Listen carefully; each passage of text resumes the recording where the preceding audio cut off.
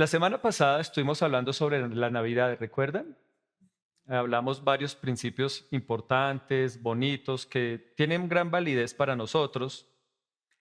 Y hoy vamos a seguir hablando de la Navidad. Hoy vamos a seguir aprendiendo cosas importantes de la Navidad. Y quiero que me acompañen a Lucas 2. Vamos a leerlo del 1 al 7. Lucas 2 del 1 al 7. Dice así: por aquellos días, lo voy a leer en la Nueva Versión Internacional. Por aquellos días, Augusto César decretó que se levantara un censo en todo el Imperio Romano. Este primer censo se efectuó cuando Cirenio gobernaba en Siria. Así que iban todos a inscribirse, cada cual a su propio pueblo. También José, que era descendiente del rey David, subió de Nazaret, ciudad de Galilea, a Judea. Fue a Belén, la ciudad de David, para inscribirse junto con María, su esposa. Ella se encontraba encinta y mientras estaban allí le llegó el tiempo del parto, así que dio a luz a su hijo primogénito. Lo envolvió en pañales y lo acostó en un pesebre porque no había lugar para ellos en la posada. Vamos a orar. Cierren sus ojos, inclinen su rostro. Señor, te damos gracias por este tiempo. Gracias porque tu palabra es viva y eficaz y más cortante que toda espada de dos filos, que penetra hasta partir el alma, el espíritu, las coyunturas y los tuétanos, y discierne los pensamientos y las intenciones del corazón.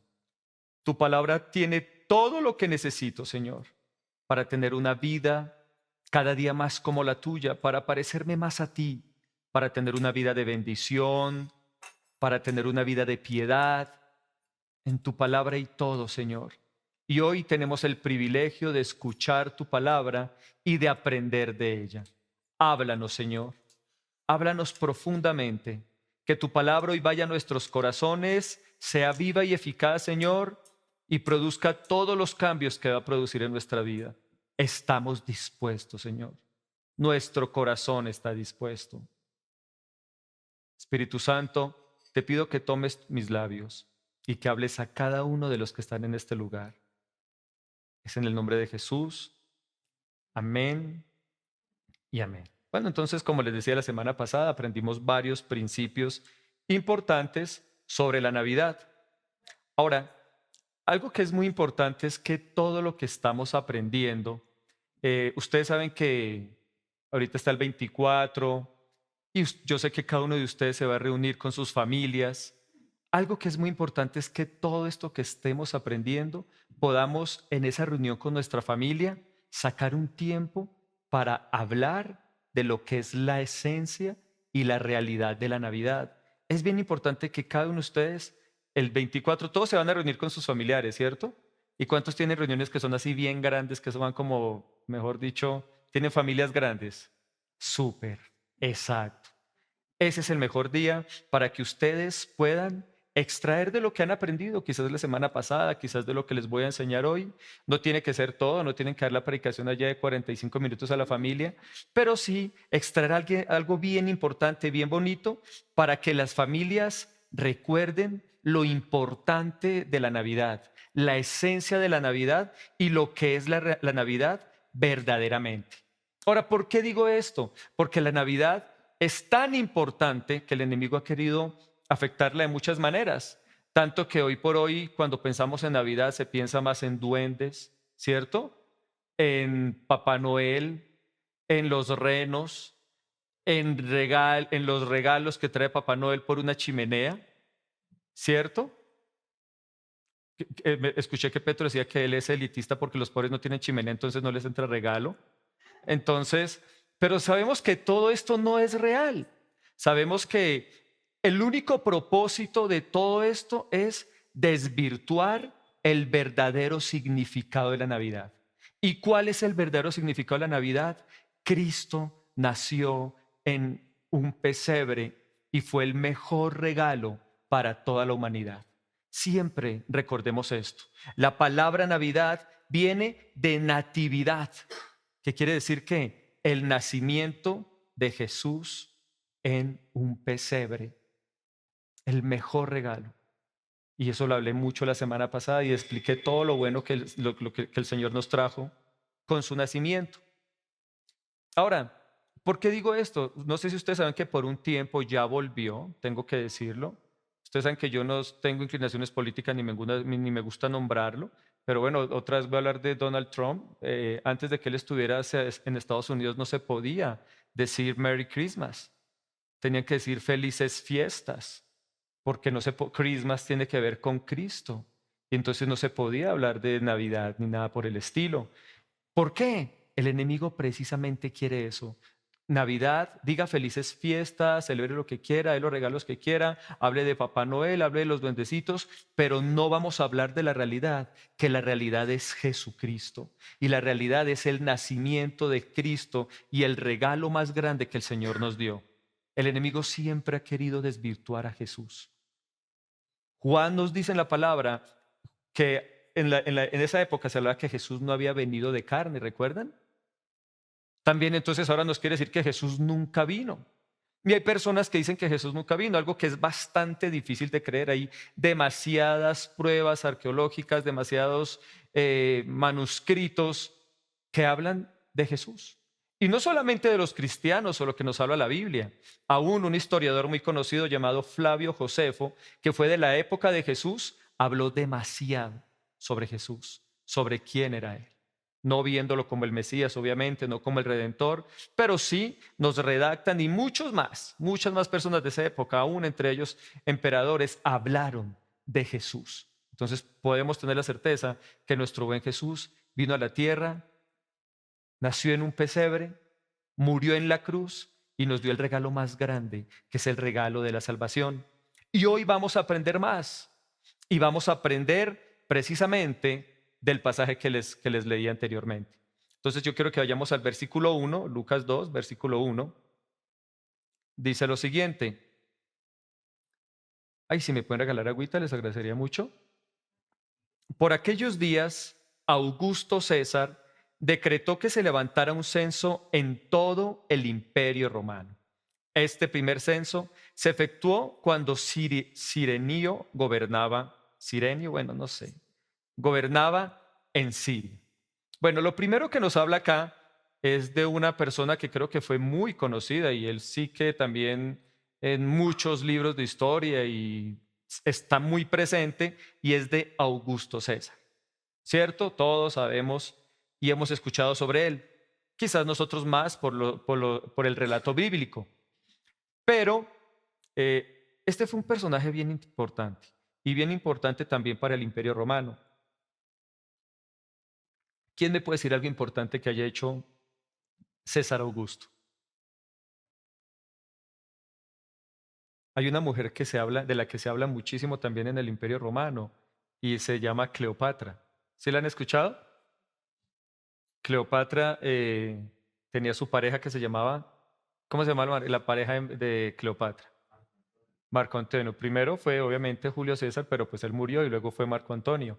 ¿Sabían ustedes que esta belleza de Augusto César fue el que el que mandó matar a Marco Aurelio, a Marco Antonio y a Cleopatra? Él fue. Era un tipo bastante malo. A él nadie le decía que no. Y él fue el que levantó este decreto para que todo mundo fuera a el censo.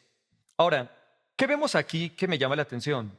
César Augusto, la Biblia no lo describe como el siervo de Dios, el ungido del Señor, que fue el que hizo que el plan de Dios se cumpliese y que Jesús naciera en Belén. Porque recuerde que en ese momento la madre de Jesús y José no estaban en Belén, ¿verdad? Como se los acabé de leer. Entonces, ¿qué podemos observar? Él no era el hombre de Dios, pero notemos algo, por el contrario, era un hombre bien malo. ¿Y qué quiere decir eso? Que Dios usa aún a los incrédulos y aún a la gente que no cree en Él con un propósito muy importante. ¿Y cuál es? Hacer su perfecta voluntad. Fue por medio de este hombre tan malo como César Augusto que al que el Señor usó para que se cumpliera la profecía, que el Hijo de Dios iba a nacer ¿en dónde? En Belén de Efrata. Fue por medio de Él. ¿Saben? Y lo primero que debemos hacer es tener la certeza de eso, que nosotros no dependemos de un gobierno de turno, que las bendiciones y el plan de Dios y la voluntad de Dios para nuestra vida no depende de lo que ocurra afuera, ni de los malos, ni de los ateos, ni de los que no creen de Dios. No, no, el plan de Dios para nuestra vida, la voluntad de Dios, esa buena voluntad de Dios que es agradable y perfecta, depende solamente de Él. Y le tengo aún una sorpresa, aún esos malos, aún esos que se oponen a su vida, a su bendición, el Señor los va a usar para que el fondo terminen siendo bendición y terminen llevando la bendición que Dios tiene para su vida. Y eso fue lo que ocurrió. Dios tomó a un hombre tan malo como César Augusto para cumplir su propósito. Entonces nosotros, como se los decía,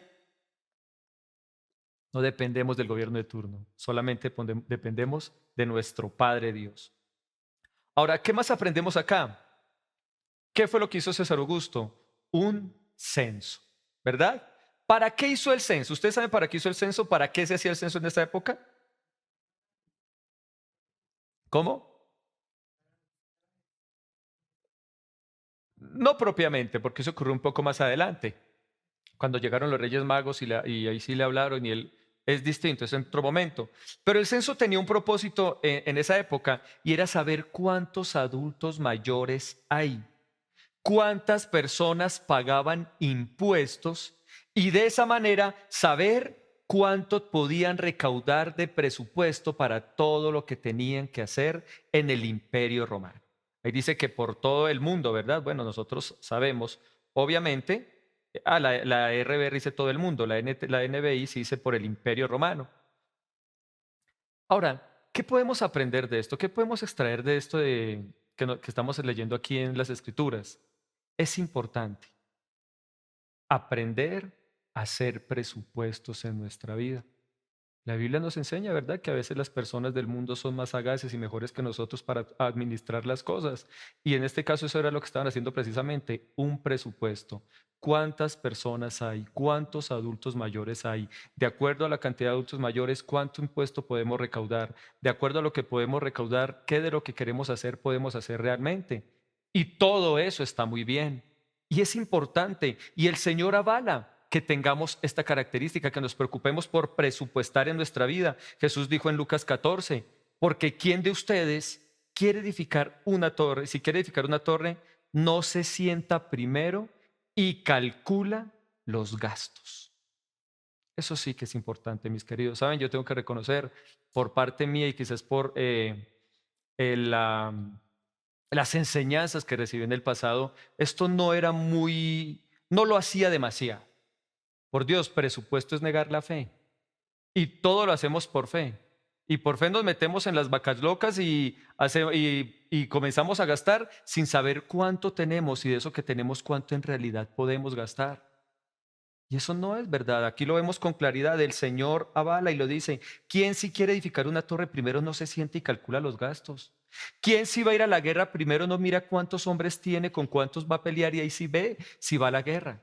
El mismo Señor Jesús nos está enseñando algo muy importante y es, debemos aprender también a controlar nuestros gastos, ¿cierto? Llega un nuevo año lleno de nuevos retos y tenemos que aprender precisamente eso. ¿Cómo voy a llevar mi otro año? ¿Cuál es mi capital? ¿Cuánto es lo que gano? ¿Cuánto es lo que gasto? ¿Puedo gastar eso? ¿Será mucho eso?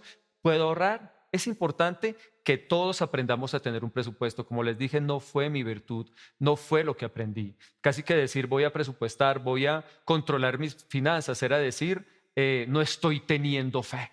Entonces hay que, por fe me meto en todas estas vacalocas a ver cómo me va. Y eso no es lo ideal, eso no es fe. El Señor nos enseña, tengamos un presupuesto. Y eso fue precisamente lo que hizo Augusto César. Eso fue lo que él hizo. Vamos a censar el pueblo con un propósito. ¿Cuántos adultos hay? ¿Cuánta plata pueden dar? ¿Con cuánto nos alcanza? Y de eso, ¿qué podemos hacer? Y creo que es algo que todos debemos tener muy en cuenta para nuestro próximo año. ¿Cuánta plata hay? ¿Con cuánto podemos usar? ¿Cuánto debemos ahorrar? ¿Y cuánto nos alcanza para los planes y propósitos que tenemos? Es importante. Ahora, siempre en fe, ¿no? Eso también es importante, sabiendo que tenemos un buen Dios, un Dios que es proveedor, un Dios que nos va a ayudar, un Dios que tiene cuidado de nosotros y de nuestras necesidades y que nos va a proveer. Esto es verdad y siempre será innegable, pero qué importante es que también tengamos presupuesto para todo, ¿cierto? Esto es lo mío, esto es lo del Señor. Presupueste todo, ¿bueno? ¿Qué más dice acá? Dice el versículo 4. También José, que era descendiente del rey David, subió de Nazaret, ciudad de Galilea, a Judea. Fue a Belén, la ciudad de David. De acá también podemos extraer cosas muy importantes. ¿Y sabe usted cuánto hay de Nazaret a Belén? ¿Cuántos kilómetros hay? ¿Eso es lo cierto que aquí se aprende harto? Eso es lo bueno. De Jerusalén, escúcheme muy bien, perdón, discúlpeme, de Nazaret a Belén hay 150 kilómetros. Y súmele 10 más, porque los judíos cuando iban de Nazaret a Belén se encontraban con algo que se llama ¿qué? Samaria. ¿Y qué hacían los judíos cuando pasaban por Samaria? Lo rodeaban, no lo atravesaban. Entonces ellos en total no eran 150 kilómetros, eran 160 kilómetros a pie. Ahora, ¿qué podemos ver ahí? En muchas ocasiones, familia ON, para hacer la voluntad del Señor se va a requerir ¿de qué? De esfuerzo y de obediencia por fe. Esta tarea, querida familia ON, no era fácil. Y yo creo que ustedes me acompañen a leer Mateo 1, versículo 18, donde vamos a entender el contexto y vamos a ver que no era fácil. Dice acá, el nacimiento de Jesucristo fue así. Estando desposada María, su madre, con José, antes que se juntasen, se halló que había concebido del Espíritu Santo. José, su marido, como era justo, no quería infamarla, quiso dejarla secretamente. Y pensando él en esto, he aquí un ángel del Señor le apareció en sueños y le dijo, José, hijo de David, no temas recibir a María tu mujer, porque lo que en ella es engendrado del Espíritu Santo es. Y dará a luz un hijo y llamará su nombre Jesús, porque él salvará a su pueblo de sus pecados. Todo esto aconteció para que se cumpliese lo dicho por el Señor por medio del profeta, cuando dijo, he aquí una virgen concebirá y dará a luz un hijo, y llamará su nombre Emanuel, que traducido es Dios con nosotros. Y despertando José del sueño, hizo como el ángel del Señor le había mandado y recibió a su mujer. Ahora, la Biblia nos habla algo muy bonito de José y dice que José era un varón ¿qué? Era un hombre justo.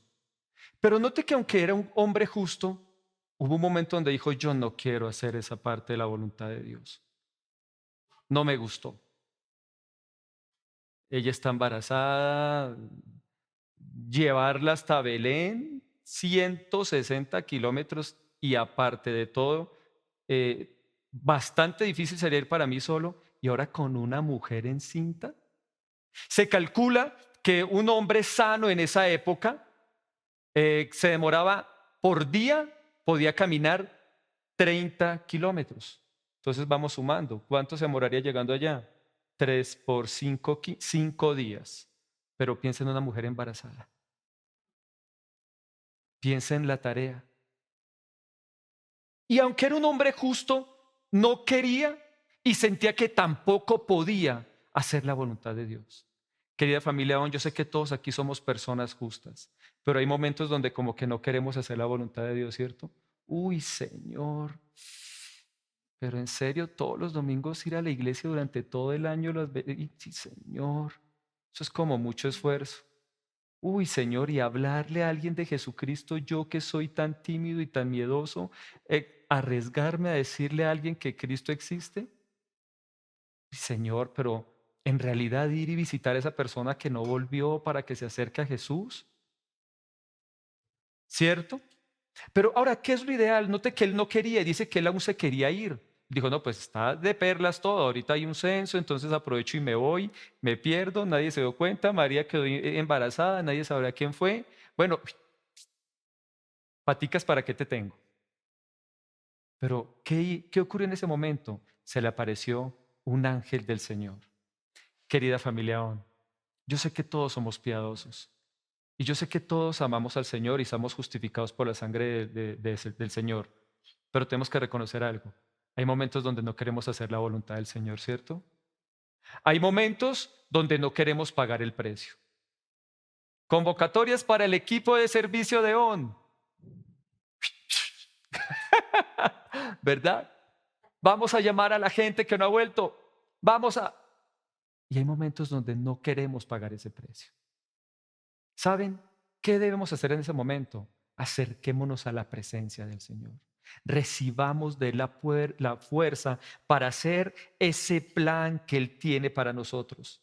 El Señor sabe darnos el querer como el hacer por su buena voluntad. Yo se los digo por experiencia propia.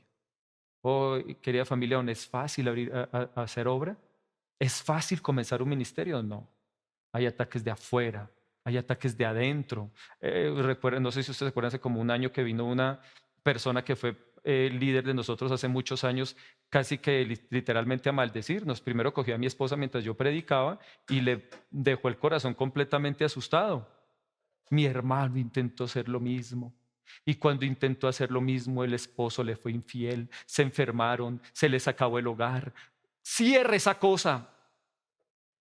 Mi esposa llegó toda paniqueada, me contó y me dijo, bueno, voy a llamar a Carlos y yo que me llame, que me llame. Y cuando la llamé, le hablé en el amor del Señor, pero a pesar de, le dije, eso no es así. Yo sé quién me llamó, yo sé quién me ha colocado y yo voy a hacer la voluntad de mi Señor. Y estoy seguro que la voy a hacer. ¿Cuesta horrores? Cuesta. Como le digo, de afuera, de adentro. A veces hay personas que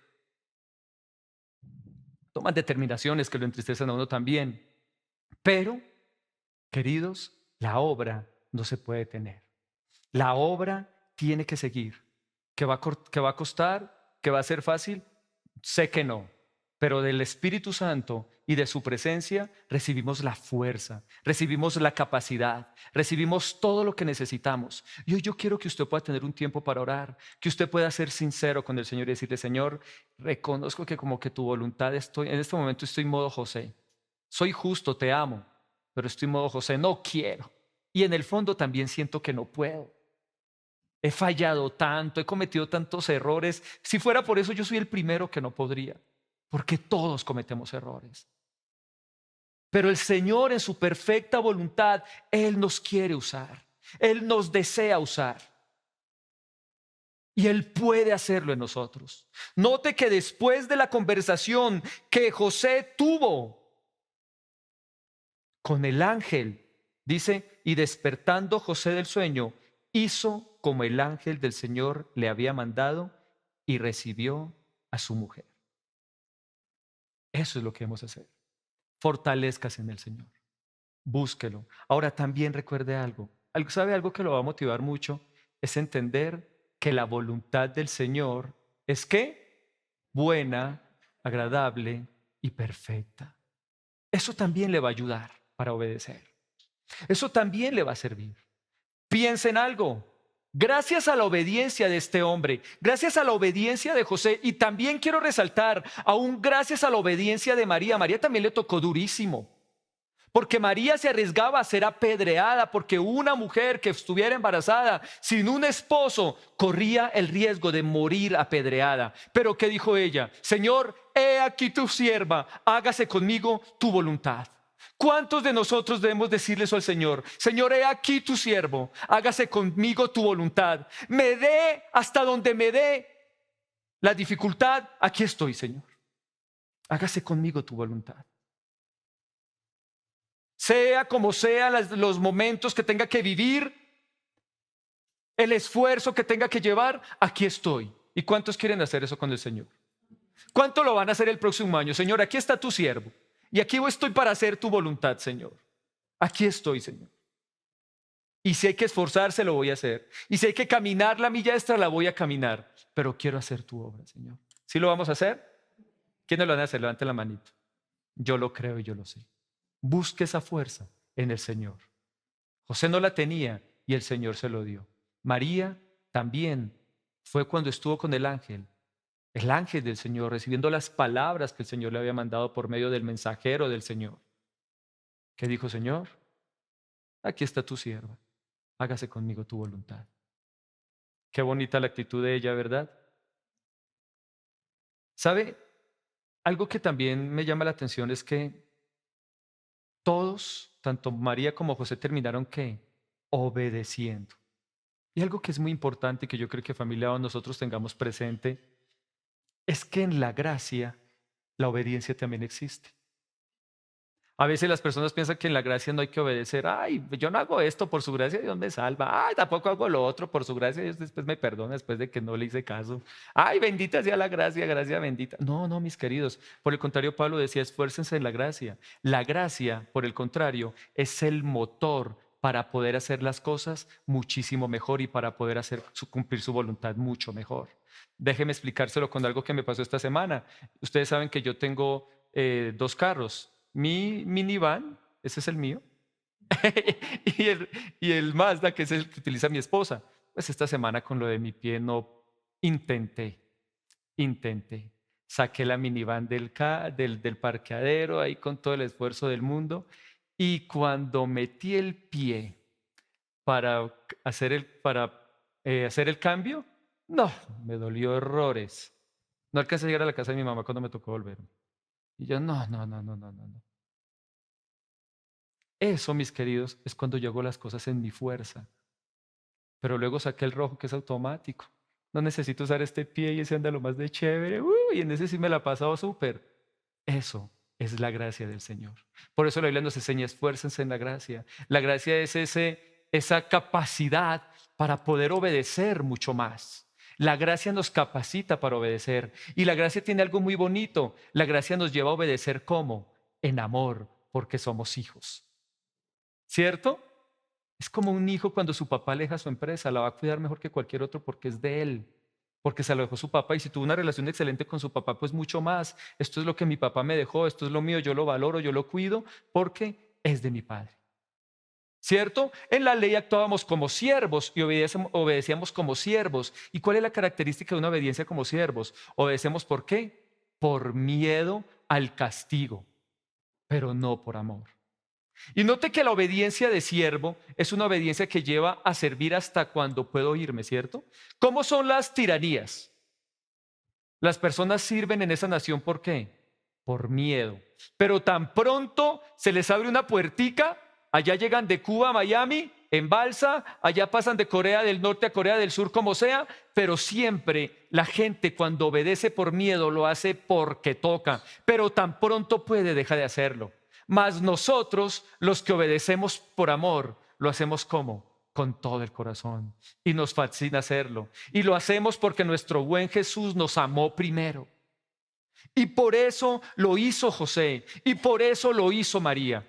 Experimentaron la presencia buena, amorosa del Señor y Señor, hagamos tu voluntad. Estamos dispuestos a hacer tu voluntad. Entonces, familia ON, que el próximo año sea ese año de decir, aquí estoy, Señor, en obediencia a hacer tu voluntad. En la gracia también se obedece, pero se obedece por amor, que es mucho mejor. ¿Cierto que sí? ¿Cuántos queremos obedecer?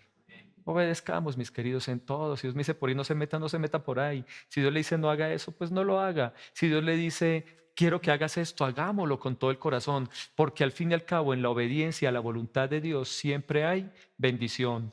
José obedeció y gracias a José en Belén nació el Salvador de toda la humanidad, porque la voluntad de Dios es buena, agradable y perfecta. Y terminamos todos disfrutando de la obediencia de María y José. Todos disfrutamos de la obediencia de ellos, a pesar de la dificultad. Luego quiero que leamos lo siguiente, dice aquí también que fue a Belén, la ciudad de David. ¿A dónde se dirigieron ellos, José y María? Yo les he hablado mucho de Belén en este tiempo, ¿cierto? Creo que ustedes se acuerdan. ¿En qué conferencia les hablé mucho de Belén? 4 charlas estuve hablando sobre Ruth. ¿Y dónde fue Ruth? ¿A dónde volvió Ruth? A Belén. Que Belén es Bet,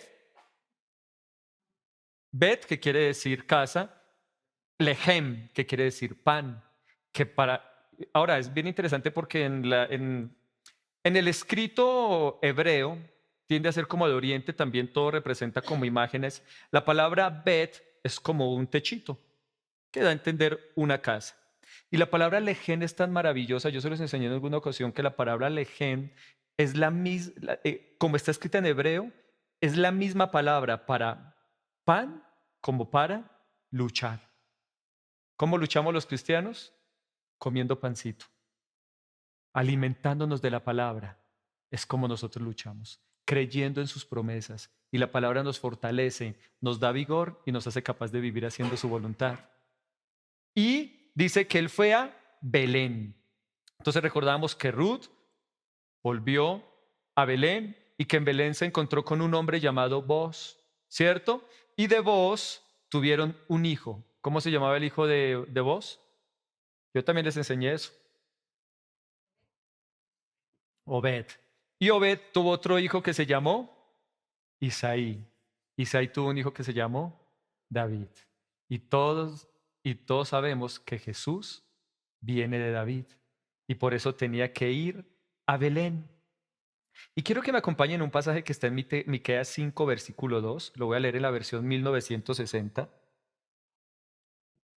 Dice, pero tú, Belén Efrata, pequeña para estar entre las familias de Judá, de ti saldrá el que será Señor en Israel. Y sus salidas son desde el principio, desde los días de la eternidad. Ahora, esto es bien interesante. ¿Qué podemos ver acá? Que sus salidas son desde cuándo? Desde el principio, desde los días de la eternidad. Allá nacería Jesús. Pero la historia de Jesús, o Jesús no comienza cuando nació de María. Jesús es desde el principio y desde los días de la eternidad. Jesús es Dios. Recuérdelo, porque uno cree, hay personas que dicen, la historia de Jesús y Jesús comenzó a ser Dios a partir de que nació de María.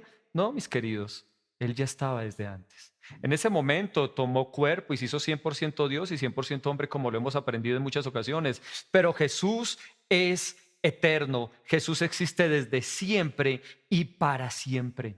Recordemos que Jesús es la imagen visible del Dios invisible. Jesús no comenzó a existir cuando nació, ni dejó de existir cuando murió.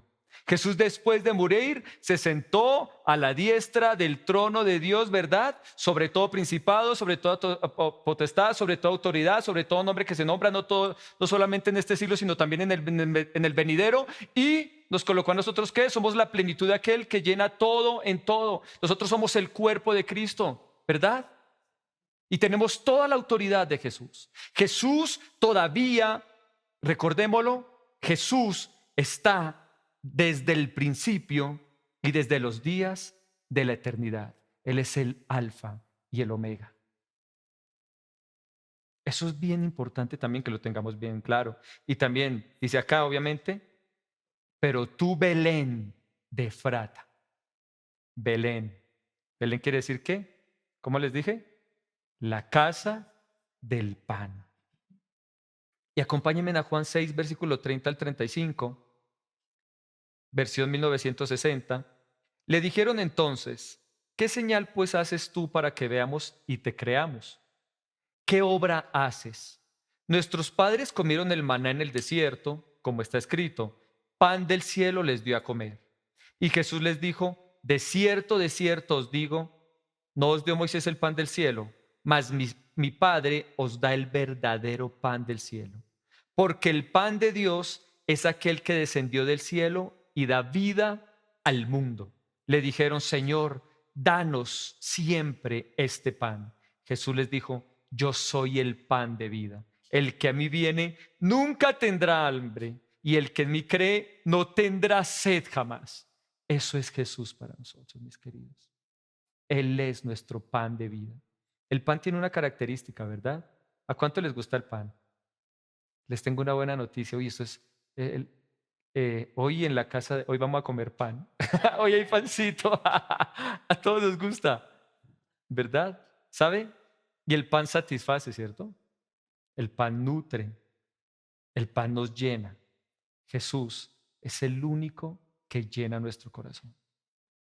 Él es el único que llena nuestro corazón. Solo Él.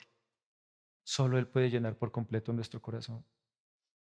Estos días, no sé si usted ha escuchado, pues, lo de Daddy Yankee. ¿Sí ha escuchado? Que ahora es cristiano y, ay, Dios mío, bienvenido al mundo del cristianismo. Preciso se volvió cristiano y la mujer le dio la gran idea de dejarlo porque ahora es un hombre juicioso de Dios y le iba quitando 100 millones de dolarcitos nomás. Bueno, eso ahorita es el escándalo, es el boom. Daddy Yankee, en el mundo tendrás aflicción. Pero confía, yo he vencido al mundo, al fin y al cabo recuperó su plata. Fuerte, ¿no? Fuerte eso que le está pasando.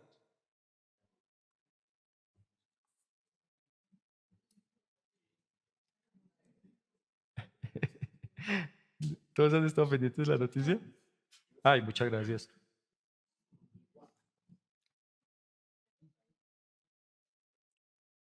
¿Sabe? Jesús es todo lo que nosotros necesitamos. Y en esta ocasión está hablando del pan del cielo. Y dice acá, nunca tendrá hambre y el que en mí cree no tendrá sed jamás. Nos está hablando de qué? De la salvación. Jesús es ese pan de vida que lo primero y lo más importante que los cristianos debemos entender es que nos da ¿qué? Salvación. Solo Cristo nos da vida eterna. Cristo es ese pan. Cristo tenía que nacer en Belén de Efrata, porque en Belén de Efrata, en la casa del pan, era donde iba a ser producido el pan que nos iba a traer la salvación. Era donde iba a ser producido el pan que nos trae la vida eterna. Cristo es el que nos da la salvación, solo Cristo es el que nos da la vida eterna. Y con todo lo que la palabra salvación abarca, calidad de vida ahora, sanidad, liberación, restauración, ¿cierto? Todo lo que la palabra salvación abarca, lo tenemos gracias a nuestro pan de vida. Jesús es el pan de vida. Eso es lo primero que quiero que aprendamos sobre el pan. También podemos aprender muchas más cosas. En el Padre Nuestro, Jesús dijo, Señor, danos el pan de cada día. ¿Cierto? El pan también es ¿qué? Nuestra provisión. El Señor también nos provee la provisión para lo que necesitamos en nuestra vida física, para nuestros gastos, para nuestras necesidades. Él también nos da nuestro pan de cada día. Y también el pan nos habla de ¿qué? De sanidad. ¿Recuerdan la mujer sirofenicia? No es digno tomar el pan de los hijos y darlo a los perrillos, ¿verdad? Pero mire que habló del pan de los hijos. Entonces, ¿cuál es el pan de los hijos? La sanidad, porque ¿qué estaba buscando ella? Sanidad para su hija. El pan de los hijos, familia On, es la sanidad. Y es el pan de cada día, porque a veces vamos creciendo, van pasando los años y conforme crecemos todos los días salen ¿qué? Achaques, ¿verdad? A veces que el pie, que uno va a dar un paso y de repente el pie se quedó allá clavado y termina uno con el pie molesta, un poco molesto. Pero ¿saben? Para esto está el pan de cada día. Y yo sé que el Señor me va a sanar por completo y que el Señor nos sana por completo siempre a todos. Entonces, mis queridos, comas el pan entero. Hoy que le van a dar el pan, comas el pan entero. Coma la salvación, coma la provisión, coma la salud. Todo es nuestro porque Jesús nos invita. Yo soy el pan. Yo soy el pan de vida. Coman de mí. Él se ofrece. Y Él nos ofrece todo lo que el pan de vida es para nosotros. Entonces, ¿el pan es qué? Salvación. ¿El pan es qué? Provisión. El pan que es sanidad. Pero encontré algo en la Biblia que me fascinó. Y está en Lucas 11, del 11 al 13, versión 1960. ¿Qué padre de vosotros, si su hijo le pide pan, le dará una piedra? ¿O si pescado en lugar de pescado le dará una serpiente? ¿O si le pide un huevo le dará un escorpión? Pues si vosotros siendo malos sabéis dar buenas dádivas a vuestros hijos, ¿cuánto más vuestro Padre Celestial dará el Espíritu Santo a los que se lo piden? ¿Saben qué más encontramos en ese pan de la provisión? La llenura del Espíritu Santo, por el amor, la gracia y la bondad del Señor. Llénese de suyo. Encontramos los dones y encontramos el fruto. Si en algo siente que ha estado muy ofuscado, que está peleando mucho, recuerde que hay algo que ya es suyo, que el Señor le dio desde que usted se volvió hijo de Dios y se llama mansedumbre. Señor, ayúdame a tener mansedumbre. Ando como un volador, ando que quiero pelear con todos. Si siente que hay algún pecado que le quiere coger ventaja, que está en su vida molestándolo, pues mis queridos, coma su pan diario. Padre, dame mi templanza. Ayúdame a no ceder a la tentación. Ayúdame a tener la fuerza para no ceder a la dificultad. Si sentimos que quizás estamos muy preocupados por nosotros mismos y se nos está olvidando la preocupación o el problema de nuestro hermano, Señor, dame amor. Y podemos hacerlo, perdón, ni siquiera dame. Deberíamos decirle aviva, porque ya está en mi interior. Ya es mío. ¿Me hago entender? Aviva el gozo, la paz, la paciencia, la benignidad, la bondad, la fe, la mansedumbre, la templanza. Aviva, Señor, todo lo que ya es mío. Dame mi pan de cada día. Dámelo, porque el Espíritu Santo, mis queridos, es ese pan que nuestro buen Padre nos da. Dice acá, si un Padre malo sabe dar buenas cosas, ¿cuánto más vuestro Padre Celestial les dará el Espíritu Santo? Nuestro buen Padre le fascina todos los días llenarnos con su Santo Espíritu, con sus dones, con sus frutos y con todo lo bueno que el Espíritu Santo trae a nuestras vidas. Así que familia ON, hoy cómase todo el pan. ¿Listo? Aprovechemos cuando estamos acá y les tengo una buena noticia. Todo enero, todo febrero y todo marzo vamos a estar acá. Entonces, hay pancito. Van a venir, o sea, van a decir, vamos a Belén, a la casa del pan. Quiero que vayamos al versículo 5. Dice, de Lucas 2, en la nueva versión internacional, como estamos leyendo, para inscribirse junto con María, su esposa. Ella se encontraba encinta y mientras estaban allí le llegó el tiempo del parto. Así que dio a luz a su hijo primogénito, lo envolvió en pañales y lo acostó en un pesebre, porque no había lugar para ellos en la posada. No sé si don Dieguito pudo ver el video que le envié, las dos imágenes que le envié de un pesebre y de la posada. ¿Cuál era la posada de Jesús? No sé si ustedes han podido alguna vez entender cómo era. Jesús en realidad no hubo lugar, algún hotel, por decirlo así, donde él se pudiese quedar. Entonces Jesús se quedó en un pesebre. ¿Pero qué era un pesebre en esa época?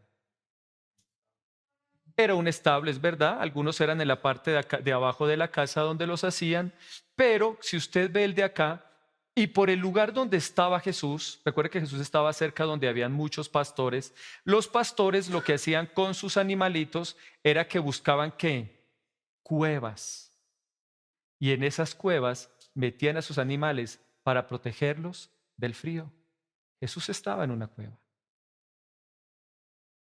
El Hijo de Dios, el Todopoderoso, estaba en la cueva y lo acostaron en un pesebre. Creo que ahí también está la foto del pesebre, ¿cierto? ¿Ahí están las dos? Bueno, también puse la del pesebre solito para que la puedan ver también. Comenzó como algo tan pequeñito, aún con tanta necesidad, ¿cierto? Con tantas falencias. Isaías 9:6 dice, ¿por qué un niño nos es nacido? Nos habla de un niño. Hijo nos es dado y el principado sobre su hombro. Pero mire cómo comienza a crecer. Un niño nos es dado. Un niño nos es nacido. Hijo nos es dado y el principado sobre su hombro. Y se llamará su nombre admirable, consejero, Dios fuerte, Padre eterno, príncipe de paz. Nota como todo comenzó como un pequeño bebé, pero terminó siendo el Padre eterno, el príncipe de paz, el consejero, el Dios fuerte. Quiero que me acompañen a Lucas 2, donde estamos, versículo 52, dice algo bien interesante. Y Jesús crecía en sabiduría y estatura y en gracia para con Dios y los hombres. Mis queridos, Jesús tuvo que formarse. Jesús tuvo que crecer. Jesús tuvo que encontrarse en las Escrituras y decir, esta parte es mía y yo soy el que la tengo que hacer. Todos, querida familia, aún tenemos que encontrarnos en las Escrituras y debemos entender que parte de la vida cristiana es que crecer y madurar. El jueves yo les enseñaba algo sobre el águila, ¿cierto? Todas las virtudes del águila. ¿Y cuál era la última virtud? ¿Se acuerdan?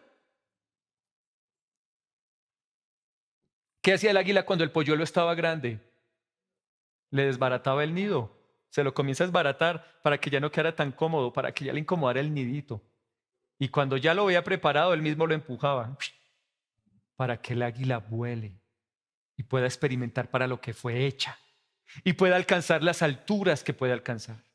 Y debemos entender que en nuestra vida cristiana, mis queridos, Dios tiene para ustedes un plan de tanta bendición.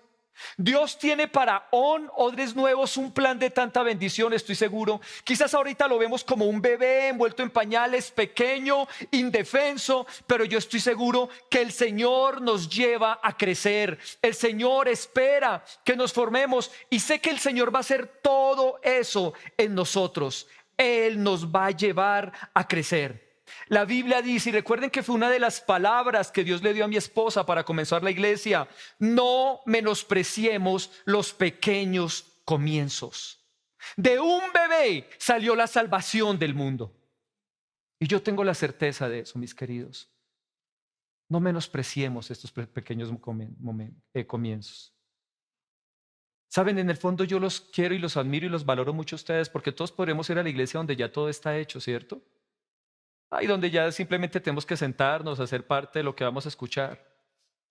Pero aquí es el lugar donde podemos comenzar a hacer eso grande que el Señor tiene para nosotros, para nuestra iglesia. ¿Sí lo van a hacer conmigo? Vamos a hacer como con José, vamos a dar toda por hacer la voluntad de Dios y hacer de esta obra de Dios que hoy es pequeña en algo grande. Lo creemos, ¿cierto? Y no solamente con la iglesia, también confíen que Dios en su trabajo puede hacer grandes cosas. En su vida de familia lo puede llevar a tener un hogar bonito, un hogar estable, un hogar firme. Todo eso lo puede hacer el Señor. Y yo quiero que hoy terminemos con este pasaje para que se lo lleve no solamente para la iglesia ON, sino que para que también se lo lleve para su vida. Y está en Job 8, versículo 7. Esta palabra, mis queridos, es para la familia ON. Es para esta iglesia y también es para ustedes. Para su vida, para su familia, para su trabajo, para sus finanzas, para todo. ¿Qué dice ahí? ¿Pueden leerlo? Léanlo. Si lo tienen ahí, léanlo. Quiero escucharlos a ustedes. ¿Qué dice?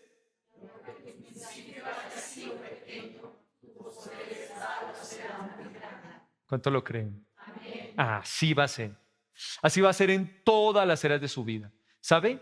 La Biblia dice, cree por lo cual hablé. Vamos a orar. Pero quiero que comencemos la oración con esta palabra.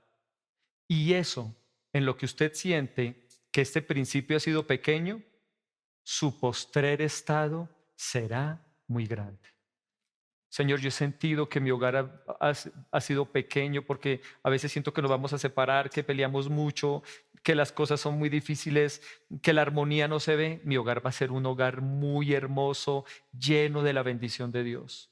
Mis finanzas siento que no me ha ido bien, siento que no he podido prosperar como quisiera, veo que mis finanzas están pequeñas, no tengo ni idea de dónde voy a poder prosperar, de dónde voy a poder ser bendecido. Pues no, yo creo que mi postrer estado será muy grande. Así como Jesús nació siendo un pequeñín, pero ese pequeñín creció, salvó a la humanidad, le estripó la cabeza a Satanás, le quitó las llaves del cielo y subió a la diestra del Padre. Todo lo que comienza pequeño, el Señor lo hará muy grande.